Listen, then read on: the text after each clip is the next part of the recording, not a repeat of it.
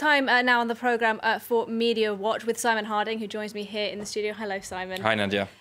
You're going to be starting us off, first of all, then, by taking a look at some of that online reaction to one of our top stories today, which is the situation in Algeria. And mostly the local press versus foreign press and how those views are differing now. So I'd like to start straight away with a cartoon which was published in Liberté Algérie by famous cartoonist Diem, who is Algerian as well. And it's just very simply a quadrant with the slogan "L'élection présidentielle est jouée d'avance." The presidential election is already been played, the results already clear. And you can see the people of Algeria in the middle there, and a little asterisk with the legend, the people, president of the republic. So very clearly this journal, this paper alleging that the people have won the battle with President Bouteflika.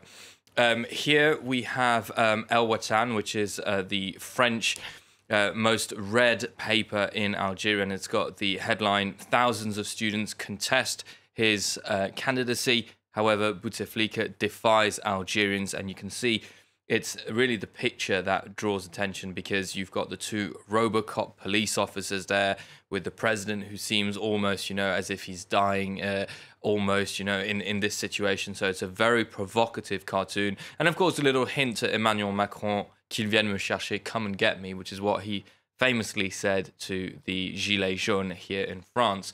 El Mujahideen, which is a much more pro-government paper, however, completely glossing over the protests and everything that's been happening today, but simply reminding the 6 promises of the president as he takes his candidacy forward and what he would like to do.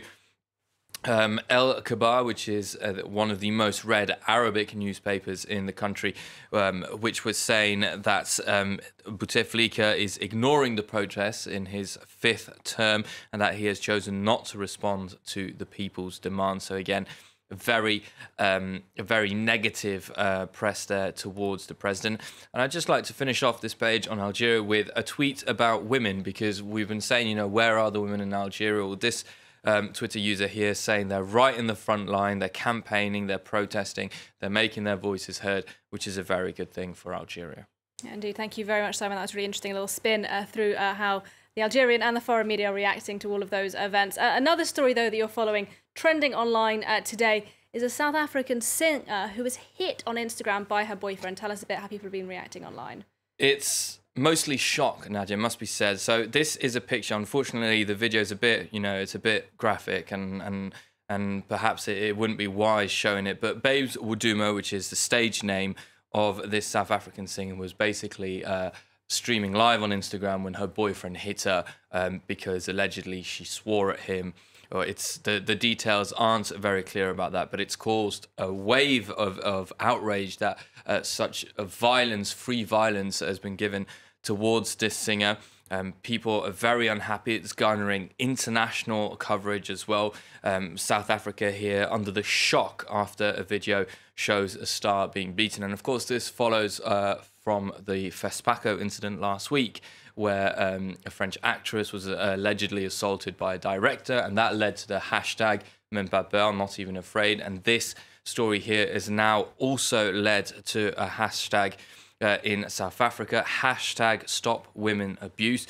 A doctor here saying, if Mamfitsa gets away with beating up Babes Wodumo live on Incident, surely we know that the South African justice system has failed our mothers, sisters and daughters. So he's asking for solidarity. He's asking the government to respond, which they did. It must be said, the chief whip of the ANC saying that Mamfitsa, so the boyfriend of Babes Wodumo, who is a DJ,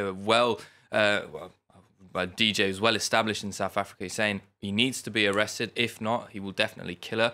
So I don't know if that's an exaggeration or not, but certainly the idea is that something has to be done.